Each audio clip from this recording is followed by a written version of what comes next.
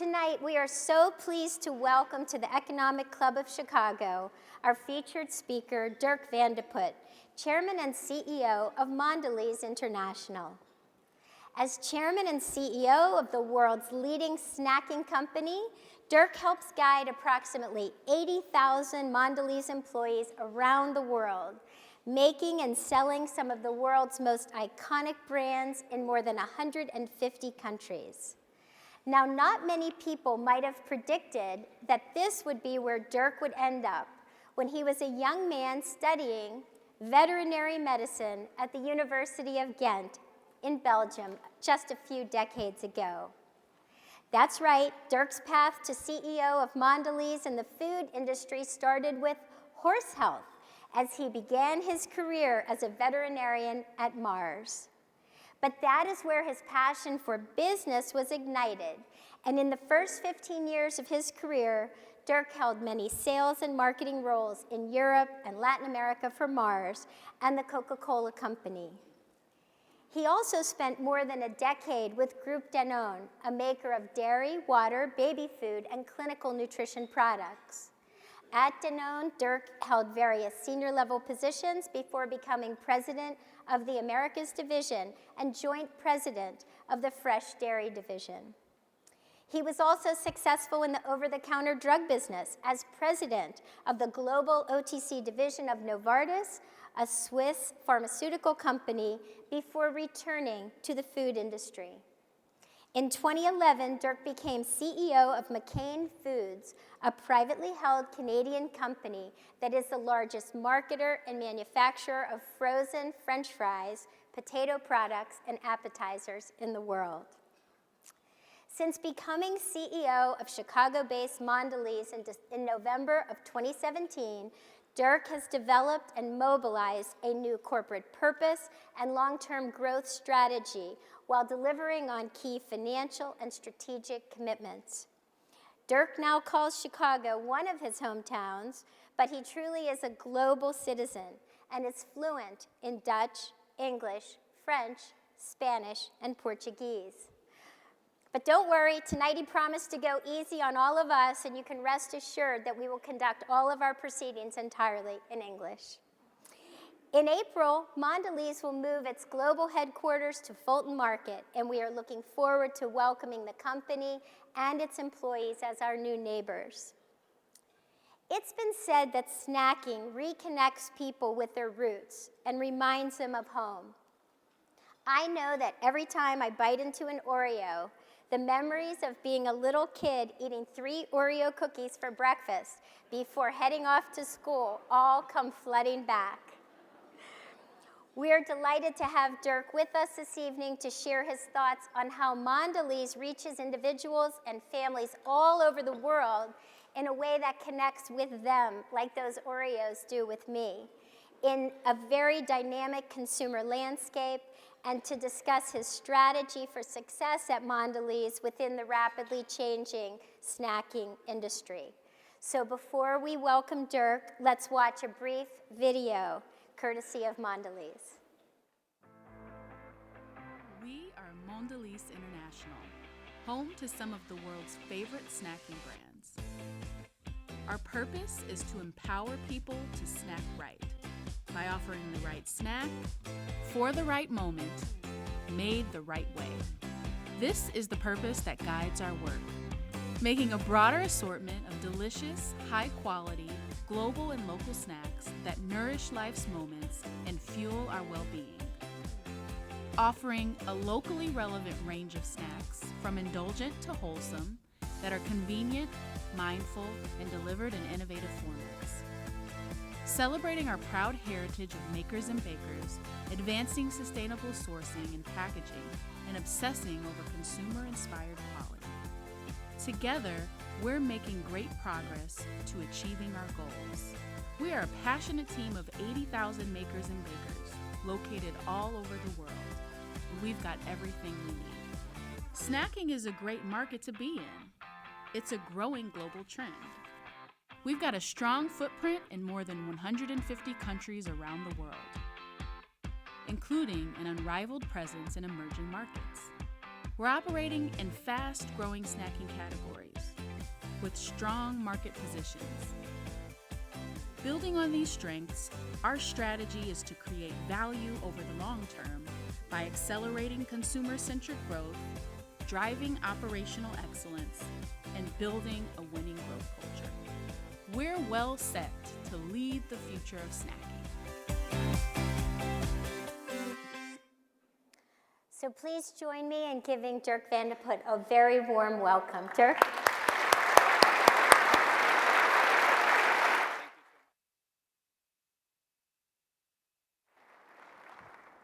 Good evening. First need to get myself organized here. So thank you, Deborah, and good evening, everyone. It's an honor and a privilege to be with you here all tonight. I'd like to thank the Economic Club of Chicago for inviting me to speak. I greatly admire the club and its mission to promote dialogue on important business and social issues and to cultivate the next generation of civic leaders. In fact, I heard that Bono was here last year. And my favorite band is U2. And I don't think anybody in the room except our team knows that my claim to fame is that I did Bono's laundry once in my life. True story. So before I was a veterinarian, I was running a pirate radio station in Belgium. It was the early 80s, and I was 20 years old. It was a radio station that really was not allowed to be a radio station, so we couldn't advertise. And to bring in some money, we organized concerts. So we invited this small Irish band that nobody knew. Before they came out with their first album, they came to my hometown of Mechelen in Belgium. And when they arrived, the manager said, the lead singer doesn't have any clean clothes. And I said, well, no problem, I'll take the clothes and I'll get them washed. I had no clue how to do that, but I said, I'll get them washed. And he said, he doesn't trust you with his clothes, and he's gonna go with you. So I had a Volkswagen Polo, very old, and that was Bono. I took him in the car. We drove around my hometown on a Sunday night. We didn't find a laundromat, and we were getting close to the concert, so I said, well, the only thing I can do is take you to my house. My mom can do your laundry.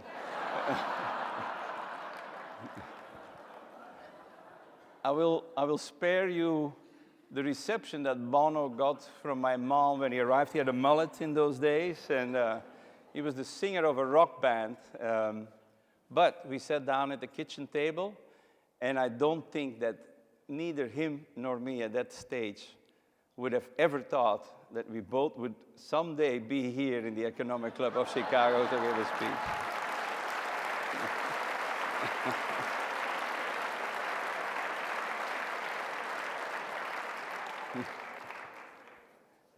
So apart from Bono's laundry, I thought I might touch upon a few other subjects tonight. So maybe a little bit about Mondelez and our move to the city and how proud we are to be here. A little bit on the trials and tribulations of the food industry these days and how we as Mondelez are trying to win in that food industry. And then we go to some question and answers. I'm sure that many of you here in this room have called Chicago home for a much longer time than I have. But it has been great to start forging relationships with this community. And we are thrilled, as I said, to be moving our global headquarters from Deerfield to Fulton Market, which is a food mecca in Chicago and environment. And we really look forward.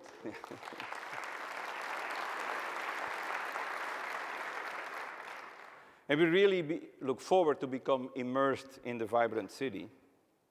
While the new office in Fulton Market will house about 350 of our headquarter employees, we do have a much bigger footprint in and around Chicago, just beyond our headquarters. I don't know, but every Triscuit that's sold in the US is produced in Naperville, Illinois. And Triscuits are made with only 3 ingredients: wheat, oil, and salt. We source all our wheat for Triscuits from 5 family farms in Michigan. And in only about 8 hours, when the wheat arrives to the factory, we have freshly baked Triscuits. My team made me say this. I really don't know what it means, but they said our colleagues in Naperville really make squid happen, as they say. We also have another bakery.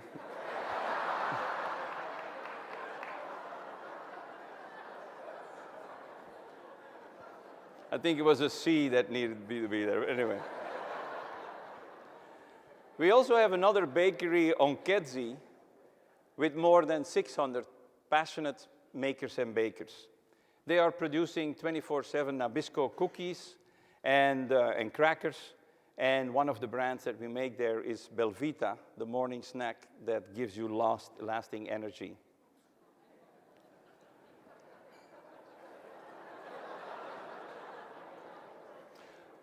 And finally, if you ever out near Rockford, Illinois, stop by our gum plant and ask them for a pack of Trident, our chewing gum. Since 2012, we've invested over $500 million in our plants in the US, and that includes, of course, our factories here in Chicago. We want to be good and active neighbors in Chicago, so we are strengthening and forging new relationships with nonprofit partners. So we are helping to build job training programs. We are helping to build city gardens. We're also educating middle school kids to understand the importance of good nutrition and physical exercise. And I'm pleased to have some of those community partners here with us tonight, namely the American Red Cross. I don't think you're allowed to applaud, if I understood that right. After School All-Stars, the Gardeneers, and a new partnerships we are forging with Chicago's own After School Matters. And now you can...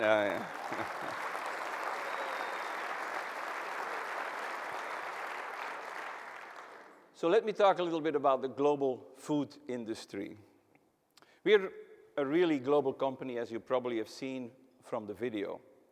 Every single day, 125 million consumers around the world enjoy our biscuits. For Americans, I was told, a biscuit is a cookie or a cracker. So, to that perspective, it's about filling up Soldier Field 2,032 times every day. And I'm not even talking about our chocolate, gum, or candy consumption around the world. And as we begin a new decade, it's a fascinating time to be in the global food industry. There is an ever-changing set of opportunities and challenges facing our business and our industry. As you probably know, consumption patterns differ from one country to another based on local culture, customs, preferences, tastes, and availability of resources. And that is getting stronger and stronger these days. Local and national pride is becoming really important even in food. You probably also know that GDP growth, rapid urbanization, and rising income levels are leading to a growing middle class around the world. And that is increasing the consumption of snacks and convenience foods.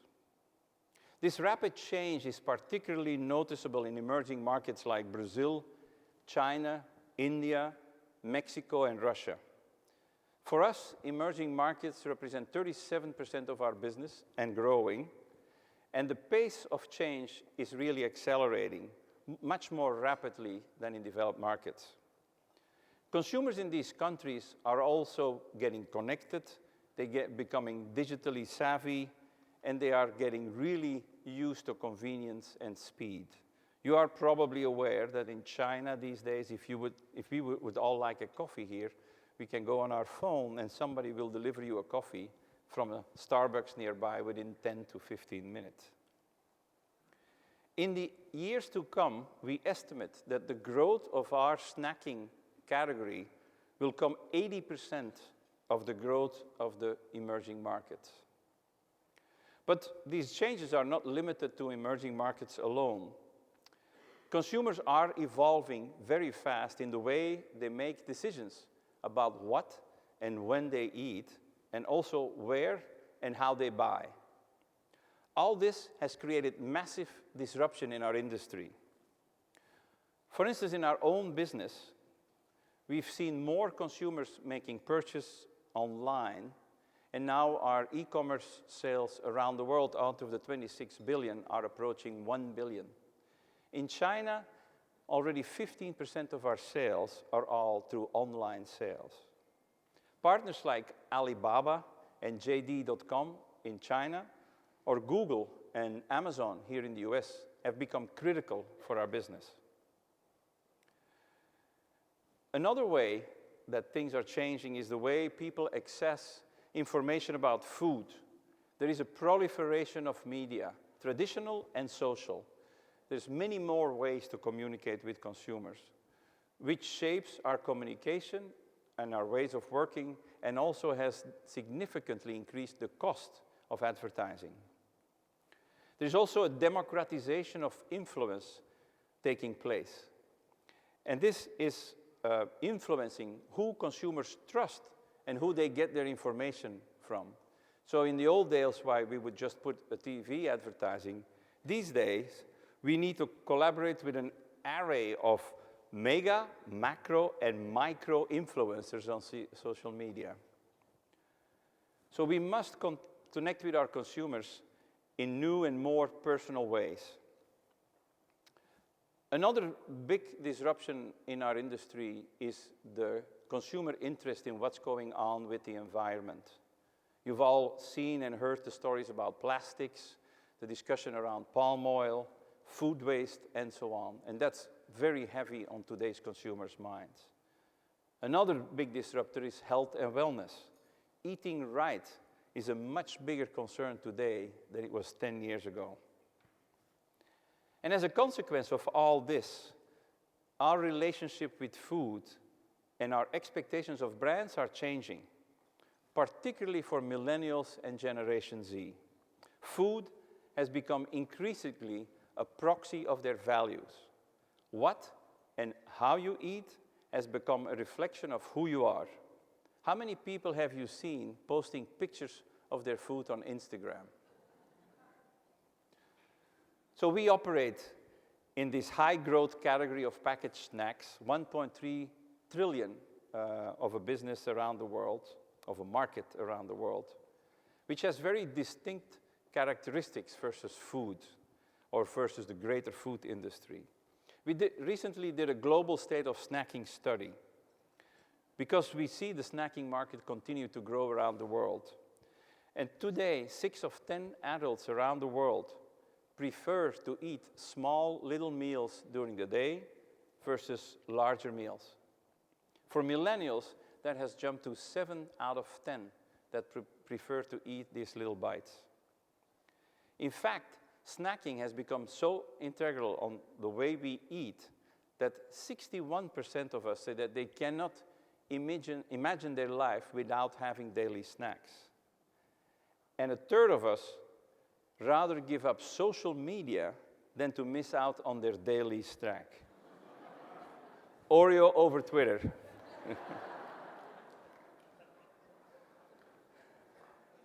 A big reason of this evolution is the fact that the image of snack is changing. I'm a baby boomer. I will assume there's a few baby boomers in the room. And how many of us have been taught by our parents, do not eat in between meals? it's not good for you. For Generation Z and millennials, that is absolutely not true because their parents are different. And so they see snacking as part of a holistic lifestyle. Permissibility of snacking is very high for them. So how are we as Mondelez dealing with all these changes, and how are we adapting to continue to grow our business? When I joined the company in November 2017, these global power shifts in food were everywhere. They had significantly disrupted the business model of many food companies around the world. On top, there was an obsession with a percentage margin increase that had taken hold of the industry. This was led by, probably you're familiar with them, 3G and the famous budgeting method of ZBB. The combination of this margin obsession with consumers who are becoming less and less interested in traditional brands and products has turned out to be a very dangerous mix. And it has led to big brands all over the world losing market share against smaller insurgent brands. So our reaction to that has been to go back to the basics. We defined what is our fundamental purpose. Why do we exist as a company? But before I go there, maybe a little bit where we have come from as a company. We have a long history that stretches back many years, and we have an established portfolio of brands. Some of our brands, like Cadbury, are more than 100 years old. You must know several of our brands here in the US, Oreo, Ritz in Europe, Cadbury, Milka. They've been around for a long term. And over the years, as we grew, we have acquired many local brands. So as you travel the world, a lot of the locally known brands are also ours. These brands are what we call taste of the nation. So take me, as I was growing up as a young boy in Belgium, every afternoon when I came home from school, my mom would give me a little piece of Côte d'Or chocolate. So until today, for me, Côte d'Or is the best chocolate in the world. As we own many of these taste of the nation brands around the world, we are in a position to really grow because, as I explained before, this returning back to your roots and a snack makes you think about your culture, your family, your heritage. That is really a powerful stable of brands to have. So it's small, but there is a little piece of Côte d'Or chocolate on your tables tonight. So please enjoy a taste of my home country. Despite our history and our strong roots, we are still very young as a company. In fact, we are 7 years, 5 months, and 10 days old today.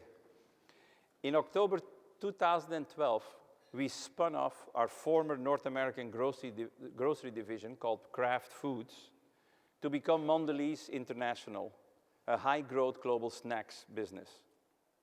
Under the leadership of my predecessor, Irene Rosenfeld, who also spoke here, we transformed our business operations to deliver industry-leading profit margin expansion, as well as great value to our shareholders. I would like to acknowledge Irene's vision and the many contributions to creating a strong foundation that has allowed for the future growth and development of our company. I spent my first 9 months getting a better feel for the company, our portfolio of brands, and our people and our operations. And in September of 2018, we introduced a new strategy focused on 3 key pillars. First, we recognized the need to become much more consumer-centric than we already were. We did this by leveraging very powerful consumer insights. I think we've interviewed now 400,000 consumers around the world about how they eat. And that has led us to change our marketing approach, driving more demand for our brands around the world. Second, we committed to driving operational excellence across our entire value chain to capitalize on efficiency opportunities and translate this in more margin to be reinvested in the business. And third, we decided to focus on the company culture and become a nimble, fast-moving, empowered organization. I'm very pleased with the strong progress we've made against this new strategy over the last 2 years and the value that it has created for our shareholders, our customers, our consumers, and our colleagues. Since launching the strategy now 18 months ago, and on top delivering great results, our market capitalization has increased by 55%, and our enterprise value is now close to 100 billion.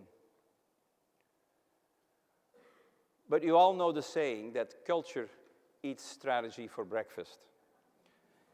And everyone in this room has likely heard about the discussion around the purpose for companies. And at Mondelez, our new purpose is completely linked to our people, our planet, and our profits. I believe strongly that the depth, the power, and the importance of purpose to an organization cannot be overstated. While we launched our new corporate strategy in 2018, we anchored our plans and our ambitions in a unique purpose for Mondelez: to empower people to snack right. This has been the rallying cry for our organization and a filter through which we make decisions and see the world. It means we obsess over offering consumers the right snack for the right moment, made the right way.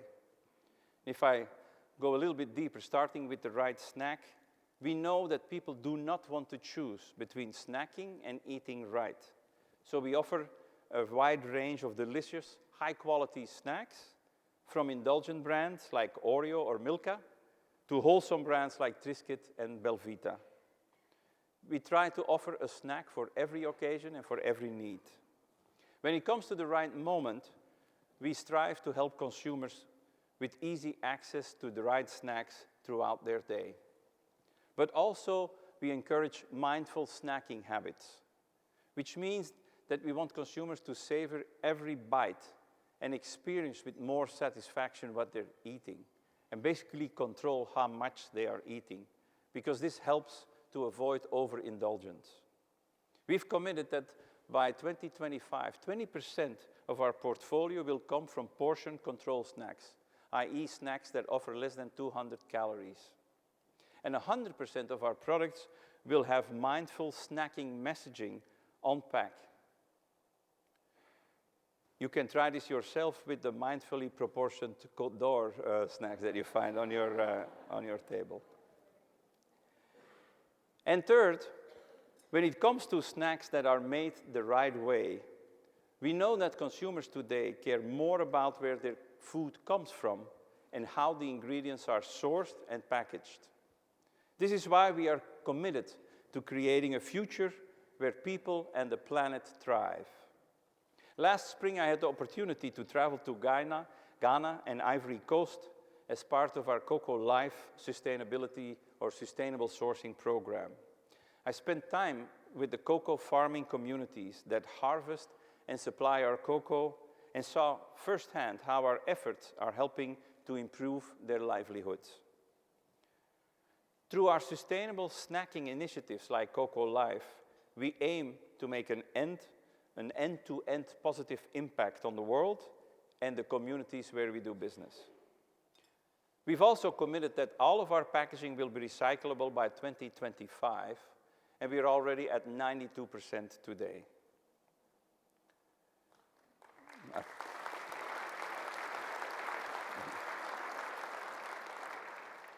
Thank you. This is a time of significant change and disruption for the food industry. And I believe what makes Mondelez different from other food companies and what positions us to be successful is the culture of our organization. Apart from a change in strategy and a change in purpose and a new culture, there was also a few other changes we made. I won't go into the detail, but just to name a few, like two. The first one is innovation. In a CPG company, innovation is everything. We launched a new model for innovation, focusing on speed over perfection and agility over process. One of the expressions of this new approach to innovation is a new innovation hub called Snack Futures. We are combining invention, reinvention, and venturing under the same roof. We are making investments in smaller brands, listening, learning, and sharing best practices, not only within the company, but also with companies that are not part of Mondelez. So in addition to Oreo on your table and the Côte d'Or, we've shared with you samples of two brands called Cafaro and Dirk Kitchen. These are two examples of Snack Futures brands that we have developed to harness the power of upcycled food to eliminate food waste and deliver a unique and delicious snack. So Cafaro is a snack that is made out of the whole cocoa fruit, not just the bean we use for our chocolate, and the rest usually goes to waste. This is a snack that uses the whole fruit, which would obviously lead to better income for the farmers. And then Dirk Kitchen is snacks that are made out of what I would call underprivileged fruits and vegetables that are not fit to be sold in normal grocery stores and that have been used to make these snacks so that they don't go to waste. So this is an example of a truly differentiated model, and as you will, also a truly differentiated taste of these snacks as part of our brands for the future. And last but not least, the second big change that we've implemented is our approach to marketing. Again, a new approach that is more agile, more personal, and culturally relevant. This can take on quite unexpected forms with today's technology. We call it personalization at scale. It means that we are trying as much as we can to reach consumers with a unique message to them. For instance, Cadbury in India, in a recent campaign, our digital marketers were able to offer personalized digital advertisements, serving more than 9,000 unique copies, depending on the consumer's demographics and interests. And just as the company has a new purpose, we are doing the same with our brands. Brands like ours need to be anchored in a powerful purpose, demonstrating with actions, not just words, what they stand for, the values they embrace, and the change they want to see in the world. And our brands, I'm happy to say, are taking a stand on issues that matter. So a few examples. Born Vita, which is our key brand in Africa, is promoting women's empowerment. Cadbury in the UK is raising awareness for the lonely elderly population. Oreo in the US is championing diversity and inclusion. And our Cadbury Animals brands in Australia donated a week's worth of sales to saving the injured animals from the bushfires. These brands with a purpose have resonated very strongly with consumers and are at the base of our growth. So I would like to wrap up my prepared remarks for this evening. All of us at Mondelez are excited to be relocating our global headquarters to downtown Chicago next month. Yeah.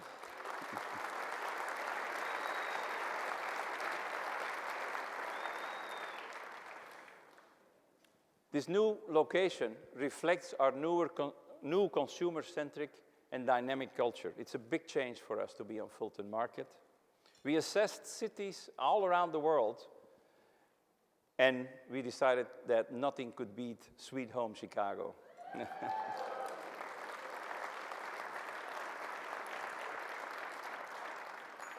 So hopefully this gives you a flavor of who we are, how we see the world, and where we want to go.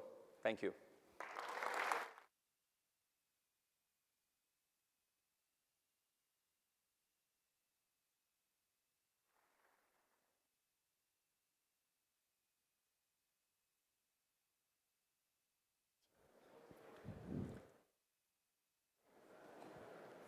All right, Dirk, that was fantastic. I don't know where to start. I'm going to save the veterinarian and Bono's laundry maybe for later. But you run this $26 billion revenue company that's a juggernaut globally. And I find it so interesting that you feel that your business is disrupted in so many different ways. And one of the things that you get a lot of credit for is really coaxing growth out of some of these large juggernaut kinds of companies. So can you talk a little bit about how you do that and whether that's something that's followed you throughout your career and perhaps why you were chosen for the role at Mondelez? I don't know why I was chosen, but I would say that it's impossible, to my opinion, to run such a big company from the center. So I'm a big believer in decentralization, in giving local teams the power, empower them, and the possibilities to make the right decision for the consumer locally. I do realize it's not the same in every business, but in food, where it's largely about local tastes and local cultures, you really need to make sure that your local teams can make the right thing happen. So I think with that mindset, which I strongly believe in, that's what I try to push in Mondelez. And I always say we turned the pyramid upside down. We were very centralized, and now we're very decentralized as a company. I think that was the story I brought with me in previous companies. And when our board heard that, I think they believed that could make a real change for the company. And does that get down to the nitty-gritty? I was noticing some of these flavors that you have for some of the Oreos, for example, such as chili chicken, wasabi, green tea chocolate. Is the local team empowered to come up with those flavors, or is that something that has to be centrally that's approved? all. Those are all flavors from China. Might look a little bit strange for us. It's spicy chicken, in fact. But for the Chinese palate, that's very normal. And if you try to decide which flavors the Chinese consumer should like centrally, that doesn't really work. So I would say in the past, the central team would have hesitated because that doesn't feel, for us American consumers, as very right for Oreo. But in China, that makes it completely right. There's another product, the Oreo tins, the much thinner Oreos. That was developed in China because the Chinese consumer decided that Oreo was just too big and they wanted a thinner one. Americans decided it was too small, so they Yeah. wanted a fatter one. In fact, the Oreo in the US is a little bit bigger. But that has now become a global success. But so when you talk about empowering the local teams and decentralization, turning the pyramid on its head, it does go to those very fundamental decisions of what products are being sold to the consumer. Yes. And so through that, I know you're very focused on top line growth, but yet 2/3 of your revenue comes from these big, powerful brands, and then a third comes from what you called the taste of the nation. The nation. It's 50-50, in fact. It's 50-50. Yes. And so do you believe the greater growth in the top line is going to come from those Taste of the Nation brands, or equally from some of the more global brands? No, in the past, what we did was typical what we call portfolio management, which good business school rules tell you that you need to focus on what's big for you and grow that, and then try to manage, as they say, the smaller part. But if you have a portfolio, in fact, I said 50-50, it's 45 global brands, 55 local brands. If you have a portfolio like that, and you feel that 55% is declining, you have to do something about it. And we started to discover that by revamping these local brands and giving them some love, tender care, they started to come back, and they can take a completely different position. So we have this brand Lu, for those who have been in Europe or in France, it's their Oreo, let's say. They are repositioning the brand as organic, non-GMO, green, and that resonates with consumers. Now, don't get me wrong, our global brands will still always grow more than our local brands. Okay. Oreo is double-digit growth last year. It still has the potential to grow much more around the world. It is the world's cookie, and we're not going to stop at that. Exactly. Why don't you talk a little bit about your business? You touched on it in the developed countries versus the emerging markets, where a lot of your growth also will be coming, and particularly in India and China. Well, India and China, there's a number of factors playing a role. First of all, continuously more and more consumers are becoming economically active, and they're entering sort of the trade. So that increases the consumption. Then they are discovering prepared food, snacks. Yes. Well, they would traditionally be much more home cooking and so on. So that is causing an acceleration. And then for us, a big part is distribution. We are already in 1.5 million stores in India, but we need to get to 3-4 million stores. So we are running a massive distribution operation to get Cadbury chocolate in every single store in India. So if you combine those factors, most of which are not available in developed markets, that is the main reason why emerging markets are going to grow so much for us. And how do you differ in your marketing efforts? You touched on it also in your remarks, but how is it different and the same to be growing in China and India than it is here in the US or Europe and the more mature markets? It's, those factors are not available. So the problems that we're faced with or the barriers that we need to overcome to grow in developed markets are very different. So here in the US, there's a massive shift happening from traditional supermarkets to online, convenience, the green channel. And so you need to change your whole supply chain, also your packages, your prices, to adapt to those channels. So that's one of the big areas we can grow. Here we grow through adapting our marketing approach much more. I was talking about the purpose of the brands. Oreo is a brand, it's the #1 food brand for millennials and Generation Z in the US. It needs to be constantly Instagrammable, if I can say it like that. So we need to do every month something that they want to take a picture of and send it to their friends and show that they have it or they were the first or they've experienced it. So it's a different way of marketing the brand.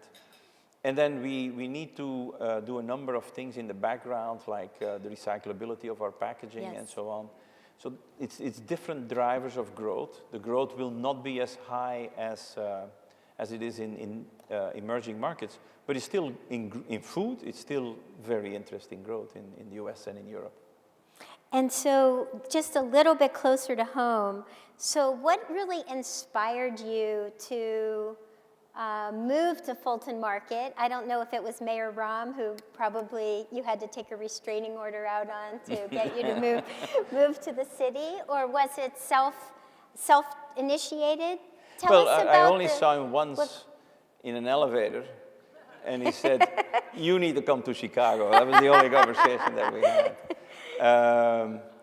No, it was self-initiated for two big reasons. The first reason is that, as I was explaining, the consumer is really changing.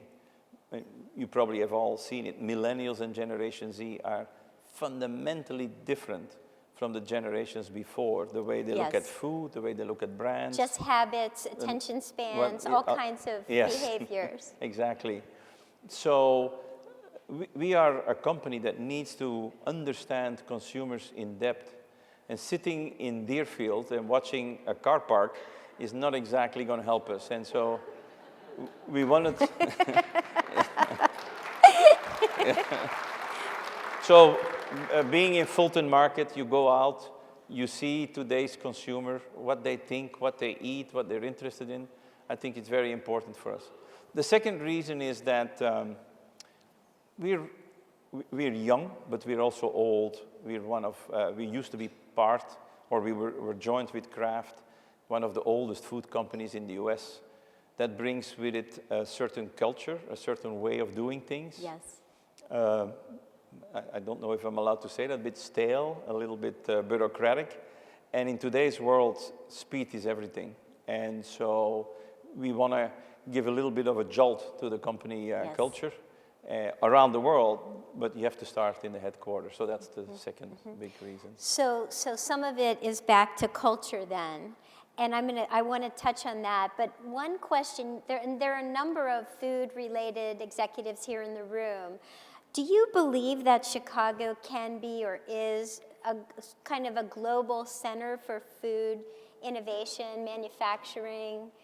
What characteristics do we have here? I know it's part of our strategic plan in a way to be a food center, but are we there yet, or what do we have to do? Yes, you've always been here. I think seeing the whole history of the city going back to last century, the whole agriculture that was surrounding the Midwest, and the role that Chicago played, that sort of runs through the city. But more recently, I would say, there is this culture of food. I mean, the restaurants here in Chicago are, to my opinion, the best you can find in the US. And it's really ingrained in what young people want to do. And you can feel it. On top, it helps to have several major multinational food companies headquartered here, which leads to a pool of talent, a pool of suppliers that are all here in the city. So Chicago really is a mecca for the food industry. Good. Well, let's get back to the culture then. So you were inspired to move to Fulton Market. You came to the company to build on its incredible position and brands, but yet to make change. Grow the top line is only one part of it, and changing the culture. So you're changing the headquarters. I've met some of your staff here. You changed out some of your key leaders.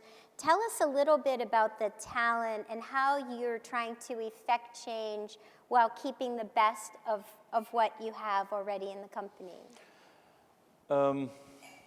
I think what I needed to do was we had gone through, like many food companies, this focus on cost management. Yes. At a certain stage, there was this thinking about 7-8 years ago that major food companies had still a huge opportunity to increase their bottom line, and that there was a way to really focus on the costs, the structure, the way of operating, to take cost out massively, and as a consequence, drive operating profit, which everybody started to do, and the initial results were astonishing. Exactly. The problem was, once you have done that, what's next? So you've reduced the company, you're left with a number of people that are very good at that, but they are not so very good at growing a business. And you've got a certain mindset. And if you need to change that and do a massive turn as a company to say, that was great, and don't get me wrong, it was really well done in Mondelez, and it's really the base on which we stand that allow us to do what we do today. And if you really want to go fast, it's not easy to do that with the same people. And you need to bring in some new thinking. You need to bring in people that think growth and consumer first before cost and margin. And so that's the reason. It's a mixture. I would say some people retired, and it's a mixture of promotions from within the company and people that came from the outside. So when you're trying to build the newer culture, what kind of characteristics are you looking for in the people that you're bringing in? Obviously, consumer-centric, speed as an orientation. What other kinds of people do you want to be around as you turn the page into the growth phase? Well, people that listen well, that don't let their ego get in the way, that are open to learn, that are very operationally oriented, that can get into the details, that are not obsessed by process but by results, that are creative, that work well in teams. I mean, the list is quite impressive if I think about it, but it's sort of, you need to create an environment in the company, and the leadership team needs to be the example of that environment that you're starting to create. I believe that it takes about a year, level by level, to change the way a company thinks about itself, the way it is in a company. Just a year. By level. Okay. So if the leadership team starts today, it's going to take a year before the second level is understanding and starting to live following the same principles. So it takes a long time. So you need to start fast and then stick to it and make sure that the values that you are trying to ingrain in the company are really clear for everybody. One of the big changes too that you mentioned is the old model of producing a lot at a low cost and taking a long time to plan out brands. And now there's so much more of these renegade brands, these innovators and so on. I think you mentioned that online, there may be 50% of the sales of a biscuit might be with the big brands and 50% is with maybe 700 other companies. So how hard can you drive this innovation? Because obviously the traditional model with the advertising on the Super Bowl, the supermarket, and so on, that's under a lot of pressure. So how quickly can you bring this innovation mindset within the company, and how much do you have to buy these emerging companies like Tate's, the way pharma does these days? Yeah. And how do you expect to use those two tools that you have, internal and external? Yeah, what you're touching upon is probably the most fundamental change that you see in food or in beverages these days. It's this, I would say the supply chain has become accessible for many people. If I know how to make a good cookie in my kitchen, I go to the farmer's market, it starts to sell. That would be me. That would be somebody better than me. I would not be a great cookie maker. But anyway, you get the picture. and if that starts to move and now I need to produce more, I can find very easily these days somebody that can do that for me at a reasonable cost. I get on social media, and before you know, I got a little business going. And there's a lot of people that are doing that these days. And in a way, food has become sexy for millennials and for Generation Z. There's a lot of startups in food. So how do you compete with that? First of all, I think we've seen craft beer would be another example. Yes. That they take huge chunks of the market. And the way we look at it is try to invest in the ones that we think that have a lot of promise early on, take a minority share in them, and then accompany them as they grow, and try to make the bets on the ones that, for us, at our size, a company that reaches $10 or $20 million in sales is really not important. We need $100, $200, $300 million. So of all those smaller companies, there's only a few that will get there. So you try to understand what has the potential to become really big. So we bought Tate's, which are premium cookies. And the reason why we thought Tate's made sense is they only had a 40% distribution in the US, and they were already 100 million. So just distribution expansion could make it 250 million. They were only in their chocolate chip cookies. We could bring them in brownies, and in other areas we could go to in the UK, in Australia. It made sense to buy that company. That's the way we think about it. And so we're very careful to make investment in the right companies that have the right setup for the future. And what about internal innovation? Do you expect to retool, or have you retooled at all in trying to spark ideas internally, or is it more an external growth strategy with the emerging companies? No, it's sort of three levels. One is buy minority stakes in companies which we think have a great future. The second is trying to find a fast way internally to test and learn, but at high speed with a lot of agility, not this innovation project that take 2 years, 3 years before a new product gets to the market. And the third one is to open up our doors for outside companies that can use our knowledge, and that we believe that over time, by working with them, will lead to a relationship that will be beneficial for us and for them. And so that's the way we look at it. We're not trying to do everything inside of the house. Okay, and so let's talk about purpose a little bit. Now, you've surveyed how many consumers, did you say? 400,000? Yeah. And they all said they want to eat healthier? but do they? Yes, well,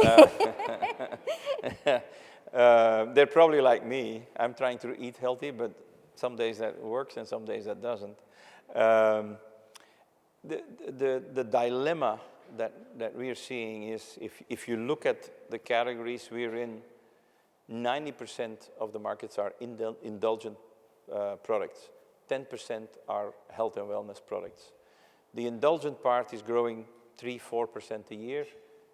The health and wellness part is growing 6% a year. So it's growing faster. But as a company, we need to be in both. Yes. We cannot just bet on health and wellness because it would not give us sufficient growth. And that's a little bit of a reflection of the consumer. Yes. They are changing. They clearly are changing. And every year, that health and wellness part will be bigger, but it's going very, very slow. Well, our Nobel Prize-winning economist here in Chicago, Robert Thaler, wrote a book about nudge and how you can with small cues, help people do the right thing and make the right choices. I know you're talking about mindful messages on your packaging and so on. But do you consider it a responsibility, given obesity and other health issues, to promote some of the healthier brands, or is it just something that you do as a reaction to consumer tastes? No, contrary to belief, I think, we are interested to make sure that consumers eat the right way. It's our belief that indulgent snacking can be part of a balanced diet. But we're much better served as an industry and as a company with consumers that are mindful about that and that understand it, versus having an obesity epidemic that will lead to taxation, all types of issues. That is not good for us. And so we have all the interest in the world to help educate consumers, particularly children, on how to eat the right way and understand how certain indulgences can be part of that, but in moderation. So a couple other very important purposeful issues. You touched on waste and packaging. So how are you going to really be totally recyclable by 2025? Is that what your goal is? In our case, it's relatively straightforward. We are already at 92%. It's a particular product with a particular packaging that needs to protect. It's called Tang, the powdered beverage, which we are not the ones that sells it in the US, but the rest of the world, it's ours. It needs to be protected in a certain way, and it's a material that doesn't really allow itself to be recycled.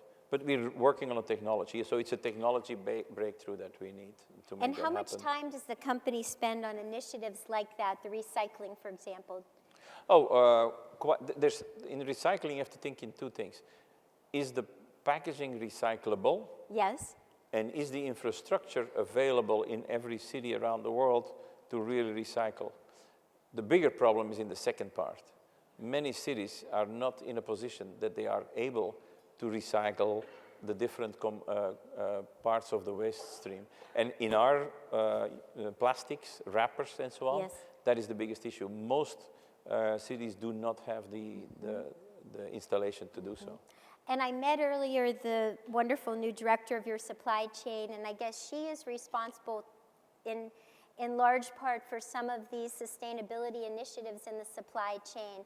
Can you talk about the Cocoa Initiative and how it's helping the workers who are harvesting the cocoa for you and providing a fair wage, if you will, for those workers?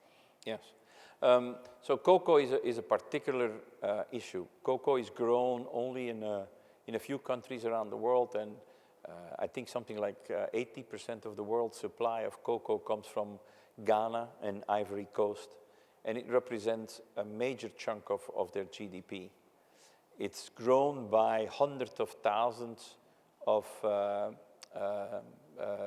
poor farmers, if I can say it like that, who are getting to a low income. And so there's a number of issues surrounding the cocoa supply chain. It's in the first place the living standard of those farmers. Second place is that these cocoa trees have to grow under forest trees, but that's not always known by the farmers, so they tend to cut down rainforest to grow their cocoa trees. And 3, they often ask kids to work on the fields with them. So and women are also working on the fields with them. So there's a number of issues, and what we do is we have teams on the ground that are educating the farmers, teaching them how they can get other sources of income, how they should be really growing the trees, and how they should take care of the forest, and how their kids should be in school and not on the field. And so it's a step-by-step approach. It's going quite well. We make a difference. The 2 countries have now agreed to add an extra living standard adjustment into the price of cocoa in the world, which we are more than happy to pay. So and gradually we hope that all those initiatives will lead to a better cocoa supply chain. That's tremendous. So let's turn to you personally. So I love the idea that you started out as a veterinarian. What ignited your interest in business? What changed you from a veterinarian to a CEO? It was the pirate radio, believe it or not. So I was scientifically oriented, medically oriented. And when we started the pirate radio, it was the first time that I really was confronted with working with people. It was a mini business, doing strange concerts. And in the end, it became a legalized business. And we had employees, we advertised, and became a mini enterprise. And so that opened my eyes. I said, this is a lot of fun. This is different from working with cows and horses. And so Mars was looking for a veterinarian who could be the head of their PR department. That's an odd job description. Yes, yes. And they only had 1 veterinarian in Belgium who had done a little bit of radio, so I was the only one that they really could go through. So that's how I ended up in business, and I never looked back, basically. So and do you think that gives you some advantages in business, the fact that you did not come up through a more traditional? Yes, yes. I think the biggest advantage... What kinds of advantages? I'm a generalist. Yes. I think I understand a little bit of everything in business. I'm not a specialist in anything. I grew up in a very scientific world where you try to look for facts, which I think is, and data, which I think is also very important. And don't learn a lot about that as a veterinarian. But my first experiences on how to work with people in the radio station, where everybody were volunteers, sort of formed my way of managing and how I think about leadership for the rest of my life. So yeah, it was very instrumental for me. And in terms of your leadership style, what would you describe as the things that you learned from working with horses and volunteers? I would say my leadership style is, I see myself as a coach versus a captain. I'm on the side of the field helping the other players win. And the one thing they can't see is themselves, so I help them see themselves. And I try to, as much as I can, get my ego out of the way so that decisions can be made based on facts and not because I'm the leader and I can make the decision. And hopefully that brings out the best in other people and really drives them to be living up to their full potential. Yes. Well, we all wish you and Mondelez the greatest success in your new home in Fulton Market, and we thank you so much for being here. It's been an unbelievable privilege. Thank you. Thank you. Thanks. Thank you. Thank you. Please don't stop eating the 3 Oreos every morning. Absolutely not. Thank you.